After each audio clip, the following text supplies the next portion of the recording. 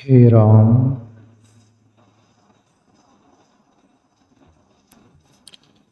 हाँ प्यारे मित्रों, हमारे जीवन में श्रद्धा होती है, विश्वास होता है, भावनाएं होती है। परमात्मा के प्रति भी और हम इस दुनिया के बीच जीते हैं, दुनिया में भी जीने के लिए ये कुछ लगता है, ये भी बातें। विश्वास के बगैर जीवन नहीं चलता,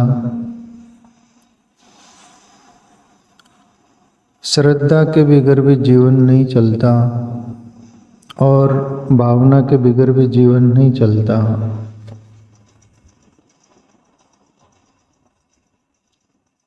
पति पत्नी है, मित्र है,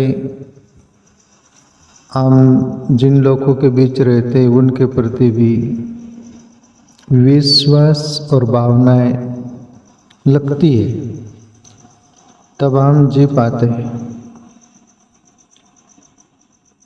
परमात्मा के और भी हमारा जीवन मुड़े परमात्मा की ओर, उधर तो बिल्कुल चाहिए ही चाहिए, तभी अपन उसमें प्रवेश कर सकते हैं।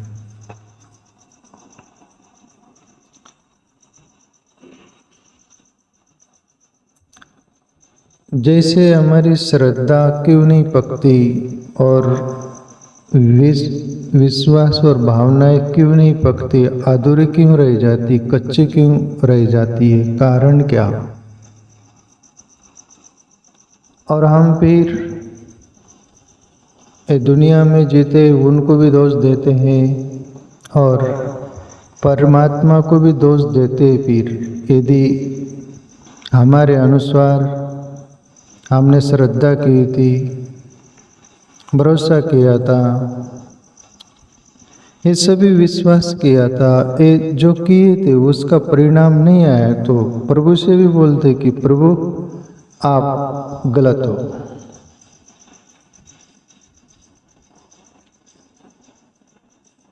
ये आपको समझ में आया, इसलिए मैं छोटा सा एक कहानी पढ़ा था मैं कहीं। एक साधु के अंदर भी ये 3 चीज थी परमात्मा के प्रति: श्रद्धा, भावनाएं और विश्वास। ये तीनों साधु उनके जीवन में था। वो तप करते थे, जप करते थे, भजन भाव करते थे, गांव के बाहर रहा करते थे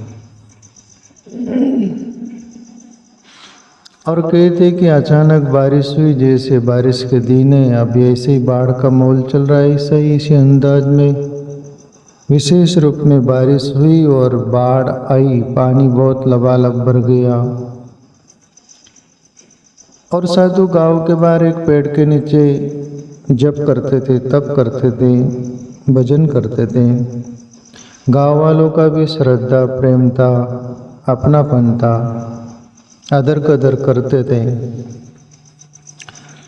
और गांव में भी पानी भर गया और गांव वाले सब तो आप पहाड़ी होंगी ऊपर चले गए, पर वो साधु को देखा कि बाबा पेड़ के नीचे बैठे, उनको बचाया जाए। और गांव वालों ने प्रयास किया, पर बाबा तस से मस नहीं होने को राजी, तैयारी नहीं हो। बोलते कि परमात्मा मुझे बचाएगा, आप कौन होते हो बचाने वाले मेरे को? आप जाओ, आपकी जिंदगी आप बचाओ, मेरी जिंदगी परमात्मा बचाएगा। अड़ियल की तरह उनको भी नकार दिया। गांव वाले तो चले गए।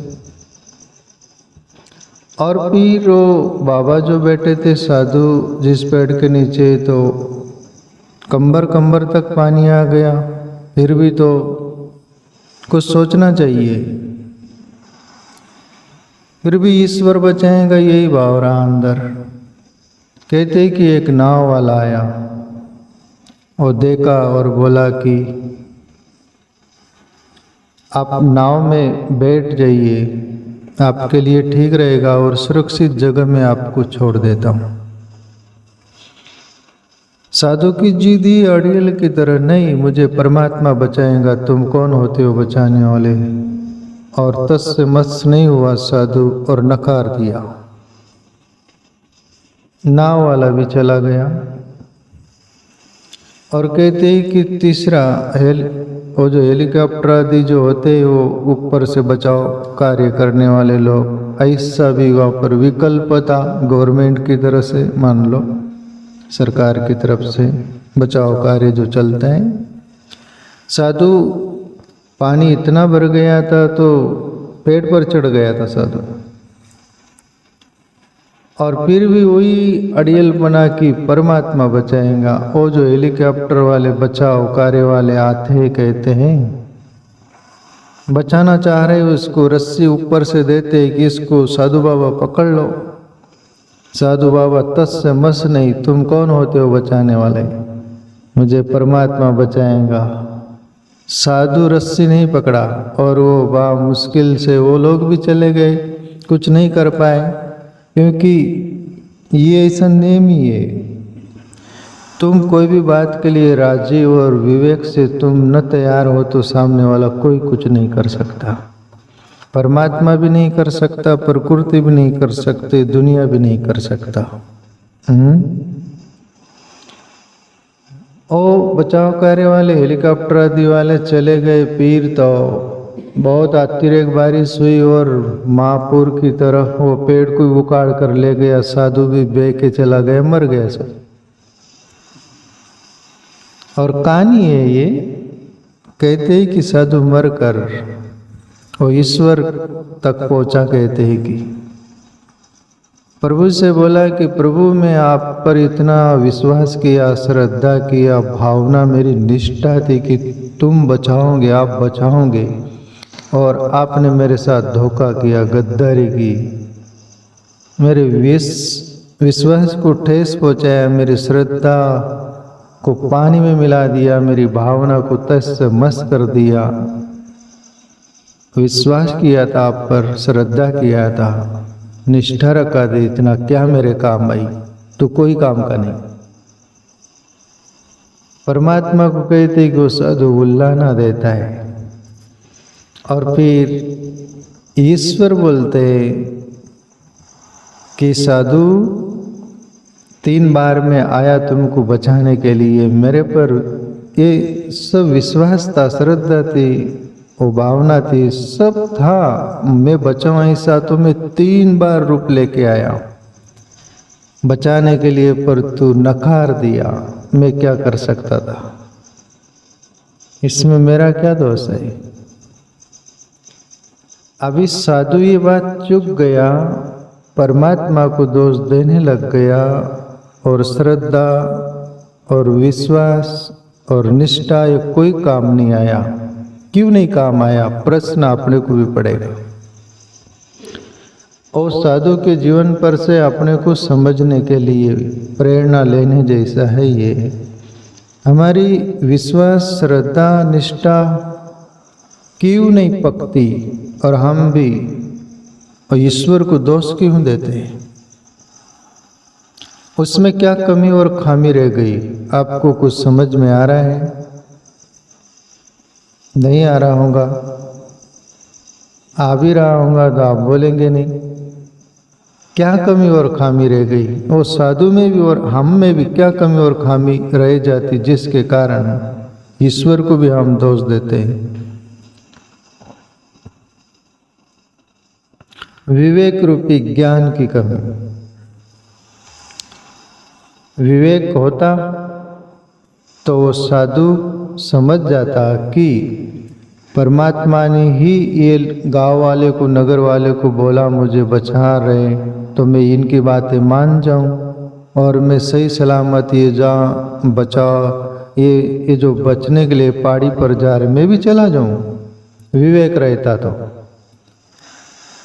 पर हमारी भावना, श्रद्धा और विश्वास में यदि विवेक नहीं रहा तो हम हठ योगी जैसे हो जाते, अड़ियल की तरह हो जाते। विश्वास, श्रद्धा और भावना का दोष नहीं है, दोष हमारा अविवेकी का है। वहाँ विवेक जरूरी है।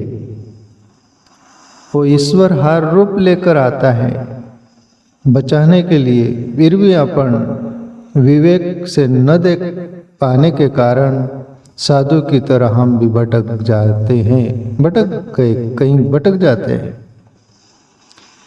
तो प्यारे मित्रों, हर बात में जीने के लिए विवेक रूपी टॉर्च जरूरी। जैसे अंधेरी रात हो, बहुत अंधेरी घनी रात है, उसमें एक टॉर्च होगा, थोड़ा प्रकाश होगा तो आप कितनी भी दूर सफर कर जा सकते हो। ऐसा ही ये जिंदगी रूपी अंधेरी रात है, अज्ञान से भरी हुई।